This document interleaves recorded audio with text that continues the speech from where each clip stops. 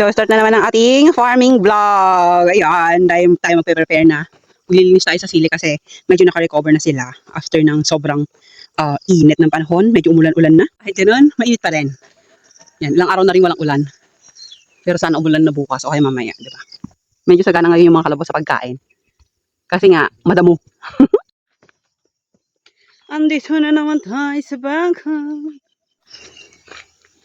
Ano kaya magiging buhay natin ngayon? Tayo ay magpapakain muna ng mga baboy at maglilinis ang kulungan. So pagpapakain pa lang, pawis na tayo. stress na natin itsura. So pupunta na kami sa aming next stop sa kabilang dulo. Dulo to dulo ngayon ang trabaho namin.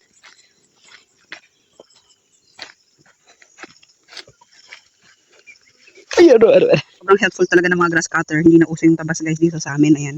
Kailangan mo lang lagyan ng gasolina at ng tuti. Meron ka ng pang mabilisang pang tabas. Grass cutter guys. Hintiin nyo yan. Sobrang init ngayon. Ang clear ng langit. Pero alam nyo guys, kapag ka pala talagang may mga makina, dapat marunong ka ding mag-ayos.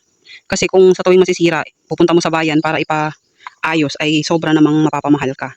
Kaya dapat talaga sa mga lalaki, yan pinag-aaralan din yung mga parte. Para kapag kayo mga mild na sira lang, pag hindi umandar, ganun, alam nila kung saan nila titingnan, diba? Ay, hindi pwede. Dapat pati babae. Baka marami ng dumi, ganun. Madumi ang karburador. Nag-stack up yung...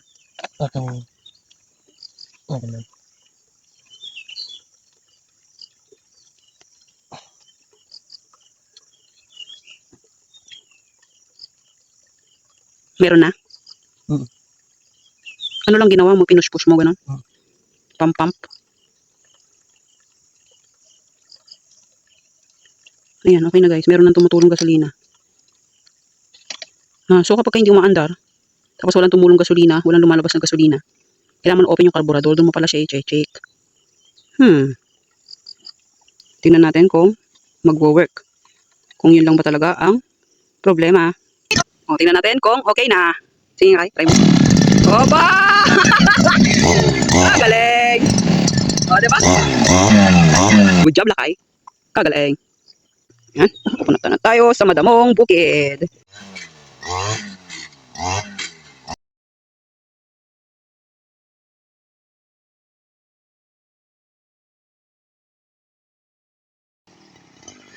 Ang daming bunga. Ito yung goal namin guys. Makita namin ulit yung mga bunga niya. Kaya kami gagrabe kasi.